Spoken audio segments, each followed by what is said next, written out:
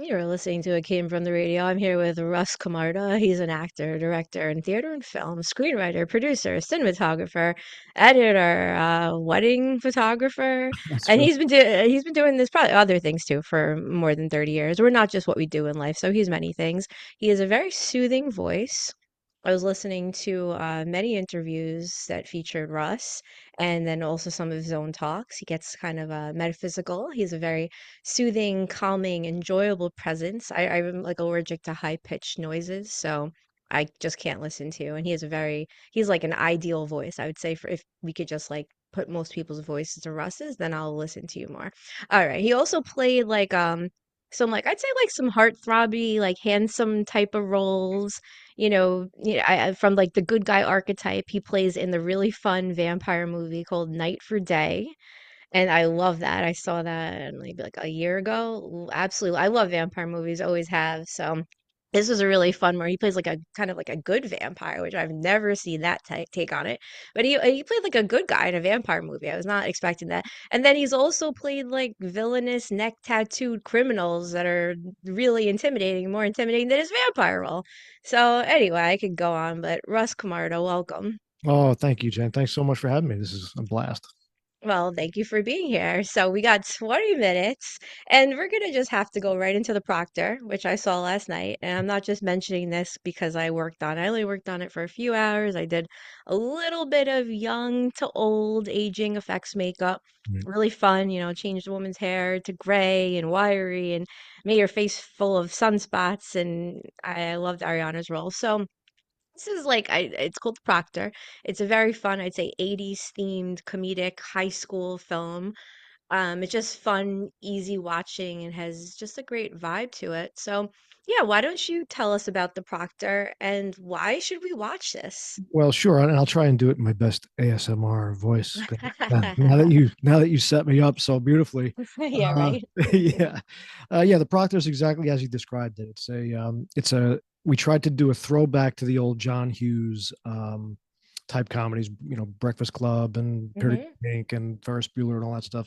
And we tried to make it look and feel and sound exactly like that. But the basic premise is it's a guy who never graduated high school. He got stuck in high Yeah. school from 1986, and he's still there at 56 years old, and he's trying to get his way out of high school, but he's hanging out with all the Gen Z kids. So it's Gen X meets Gen Z, Right. John Hughes type milieu of the aesthetic of the piece. So, and it's funny and it's absurd.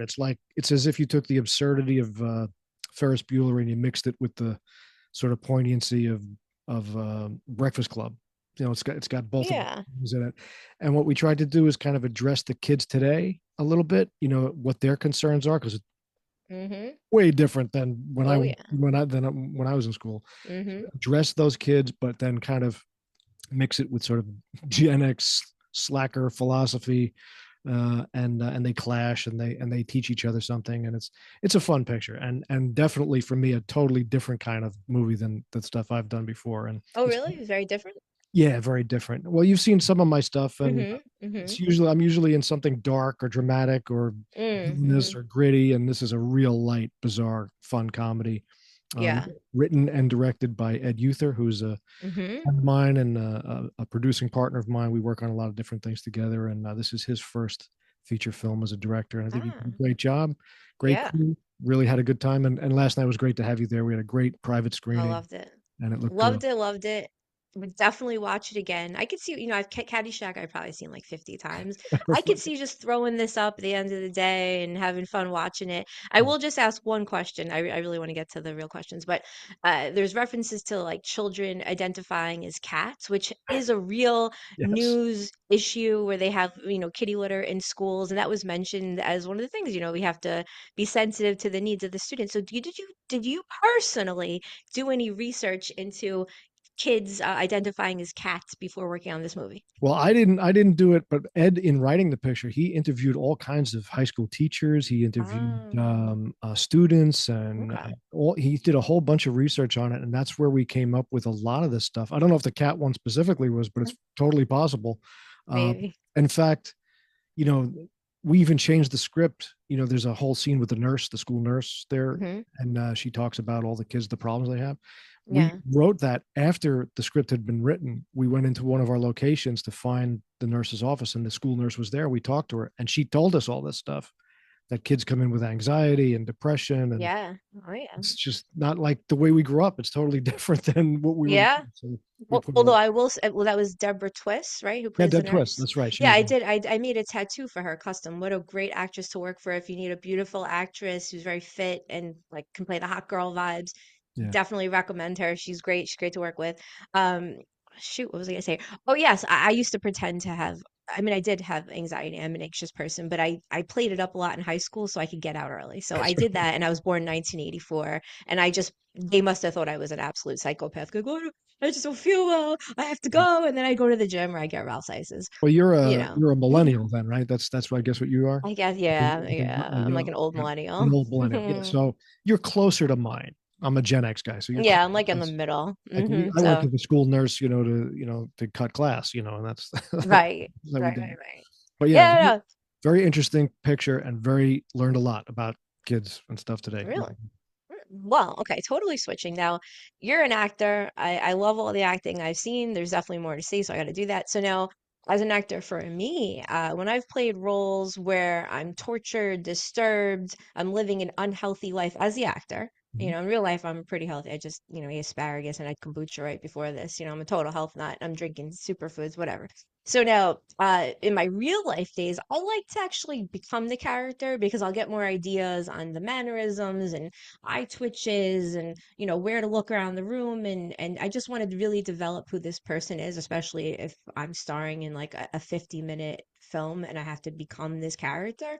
The decisions that they'll make and how they react, and if they'd roll their eyes or whatever, or if it's unlikable, I want to become unlikable, which is what I did for a year for Okay. multiple films. I became someone that you want. Literally, my main goal for one film was that I want the audience to want me to be thrown down the stairs because I'm such a piece of garbage. So that's my whole thing, is just to get you to hate me. All right. Gotcha. So now to the question for you is, have you noticed that maybe playing certain roles enhanced your life outside of the film set and on the film set, your happiness, your well-being, while other characters let you feel more drained, uncomfortable, or disturbed on and off the film set?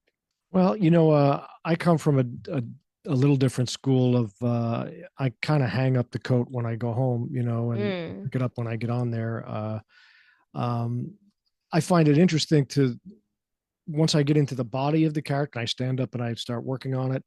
Things start to come. I physicalize things. mm-hmm, mm-hmm, I move and start to see how this guy moves with the text when I'm speaking, and that kind of informs where I'm going. But if I'm playing particularly difficult, like I've played some really awful, awful psychopaths yeah, yeah. and some tortured people and all that stuff, but I usually don't. It doesn't really come home with me.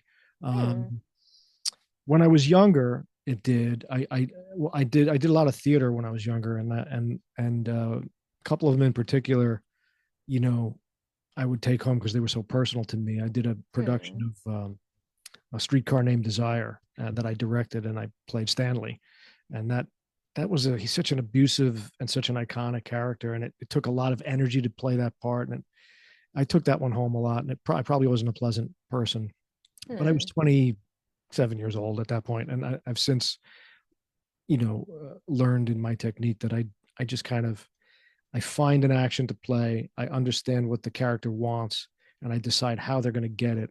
And once I've Hmm. done that, that's all I do. I just play that action, to put somebody down, to put somebody in their place. You pick a kind of an action phrase to play that you Hmm. think that character wants to achieve, and then you just set about achieving it. And whoever's in front of you, the other actor is going to is probably written to not let you have it. So the conflict and the drama and the humor and all that stuff comes out of just playing the action. So you don't really end up taking it home too much. What you do Yeah. take home is an empathy for Right. that kind of Okay. person. That's you an understanding. But yeah, Hmm. I don't know. I gotta say, I kind of like becoming the character. Not if it's a disturbed, psychopath, but like a vampire psychopath. Hmm. That was kind of fun to play that. I mean, I really stayed in character as this evil Sherry for a little while because I thought of how Sherry would move, how she would look. She kind of should look like an action figure and be fast, and this 500-year-old all knowing. So, doing through the days, I think it helped me at night. All right, so. Yeah, it was fun for me, and it's fun to play a vampire and be like, I'm gonna be a vampire for the next That's year. the whole thing, man. We're playing. We're playing, Yeah, and yeah. it is fun to put on somebody else's skin for a while and Sometimes. get away with stuff. Yeah, unless I'm playing a boring mom, then I want to Yeah. hang that up real fast. I'm really boring. All right, so now opinions are like elbows. Most people have them, not everybody. So what's some advice that you did or didn't take, and how did it work out? Some advice that I did or didn't take. This is a tough Yeah. one. Well, I mean, I think career wise, I got I got advice early when I first started going out as an actor back in the blah blah, you know late '80s, early '90s, and I was going out hitting showcases and doing the actors connections and all the things where you try and get agents and things. Hmm. Uh, I would do my stuff, and I would be told by whoever the casting director, the agent, go out and do your own thing. Hmm. Nobody's going to hire. It's going to be tough to be hired, but this is the age of going out and doing your own thing. Create your own theater company, create your own movies. And I took that to heart, and I spent the next 2 decades making my own movies, Hmm. making my own plays, doing all that stuff, getting nowhere, with no success or any kind of career achievement. And then when I went back out in my 40s and started. I said, let me take a run at it again. I'll go back out into the showcases and the casting directors and all that stuff and put myself out there. And Hmm. we're all like, wow, you're really good, man. Where have you been? And I said, well, Hmm. I was been out doing my own thing, like you guys told me 20 years ago. Right. And they're like, yeah, well, now unfortunately, everybody you're going up against has already been in the business forever. So that was it was like I took the advice, and I'm glad I did. I much prefer doing my own, being my own producer and doing my own projects.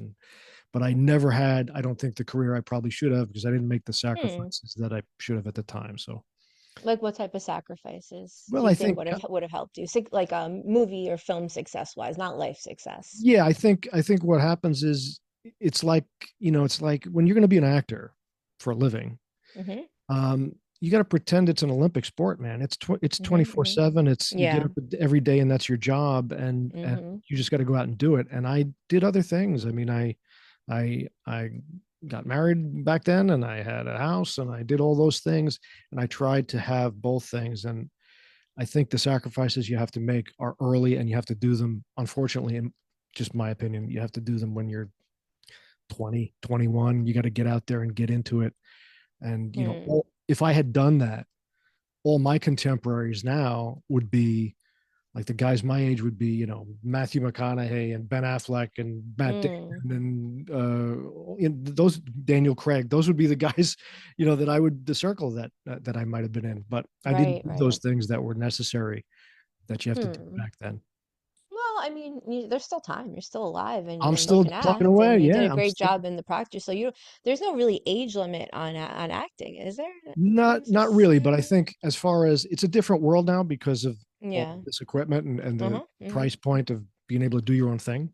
Mm-hmm. So you can do it, you can get noticed and do things, but I think in general, my advice would be, as an actor, get in young, get out there, do the things that are hard, because Mm. it's harder now, Mm-hmm. just physically harder and Mm-hmm. financially harder. But when you can sacrifice, you sleep on somebody else's couch and some room, Mm. like, you could do that when you're 20 years old, Right, right. and you kind of have to. And I didn't do those things, but I Gotcha. don't I Okay. don't regret those things at all, and I'm happy with the projects I get to do now.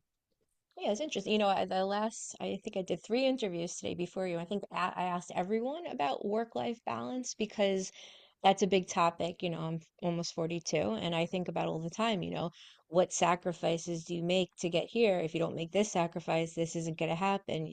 There's 24 hours in a day. You can't do everything. Right. So, yeah, totally switching gears. Now, I heard you talking about this on it. different recordings. So we're gonna kind of continue. Where do ideas come from? I have songs that came to me. I used to do stand up. I'll probably go back to it. I have jokes that I woke up with many times. My Some of my best jokes that the audience was roaring. I Mhm. woke up with it, and very complicated stuff, like very obscure things, like what the hell.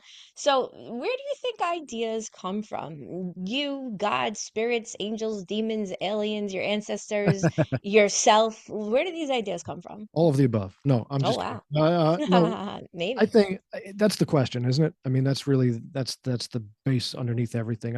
I believe because I've seen it so many times in my own self Hmm. that there's stuff in the ether out there. It's just part of like a fabric of consciousness that we're all part of.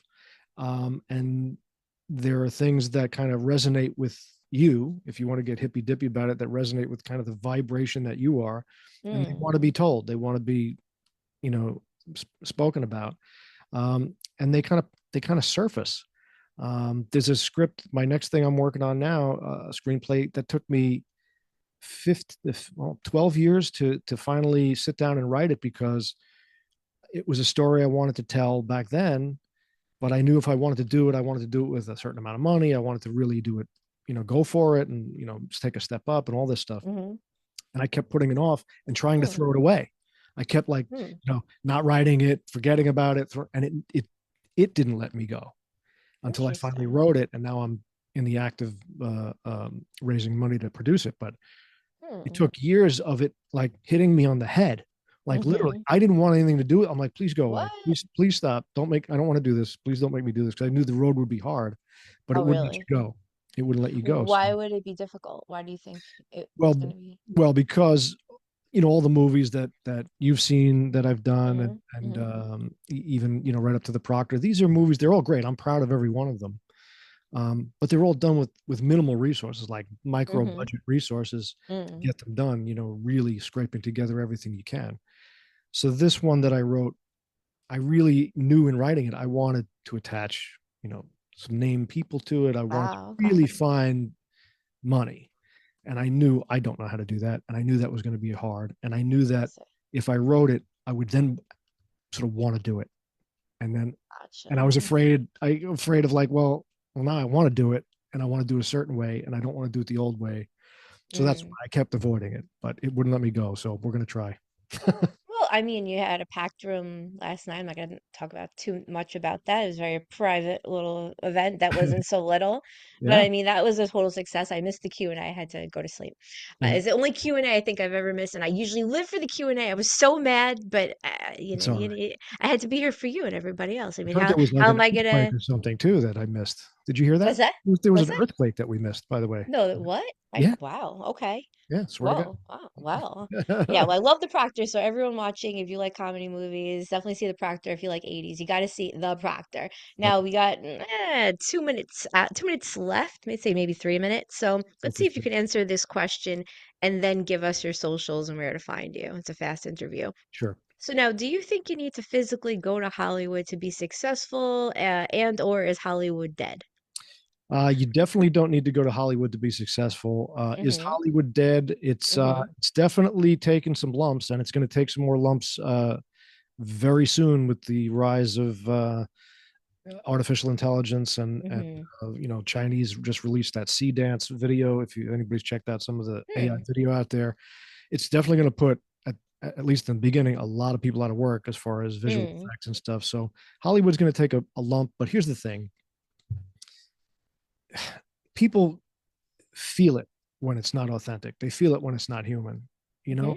So there's Mm-hmm. always a place to tell stories. There's always a place where audiences want to go and get the vinyl feel and not the MP4 feel, not the MP3 feel. They want to feel the warmth of that humanity.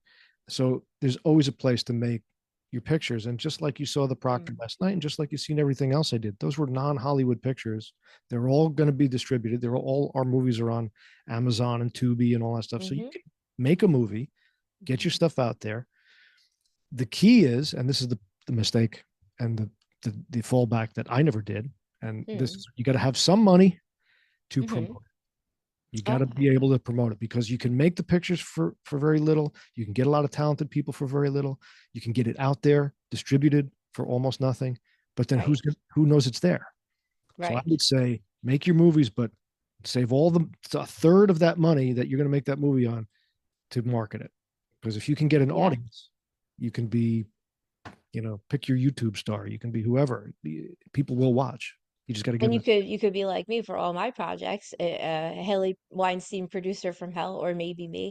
Maybe there will be death threats, and it will be put in contracts that if you are going to be involved in any of my films, guess what? You have to promote, and it will be actually written out exactly how many times per year, per month, per week. Because guess what? If you're involved with me, family wise, friend wise, anyway, I feel like if you're in someone's life, you should add something, add some type of contribution. We're all going to be flushing toilets and breathing, so we're all contributing some type of pollution every single day. So, just contribute to the film and help market it. And what if every single actor in The Proctor, for example, had to make 10 promotion posts? Don't you think that movie would go a bit further? That'd be nice. Yeah, Yeah, so I absolutely. would be threatening them and saying that you're going to do this, or else guess what? Someone's going to show up to your door and maybe Right. take your child away. Consider this a threat. And That's what I would do. that's right. All right. So where can people find you, Russ Camarda? Where can we find you? Oh, I mean, I have my day job is I'm still an event video producer, so I do everything from wedding events to corporate Hmm. events to commercials and all that stuff. So you can find me at tagstudiony.com is the website, and then Tag Studio NY on Instagram. You can see, but again, I'm just posting silly pictures of me working, so you can find me there. But yeah, you can always and just Google me or IMDb me. You'll see all the credits, and you'll see all.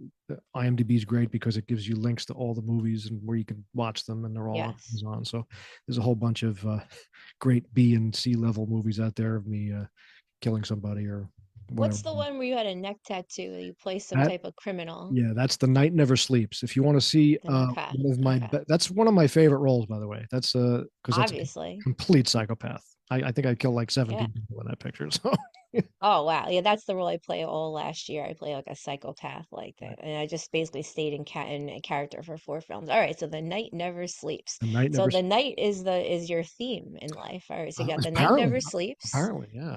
And then we got Night for Day, which Night I for Day. raved about. I wrote a crazy fan review that's on Amazon. So, all right, on that note, we are over time. So thank you so much, and hope to hear more from you. Hope to see tons more work from you. The work is quality.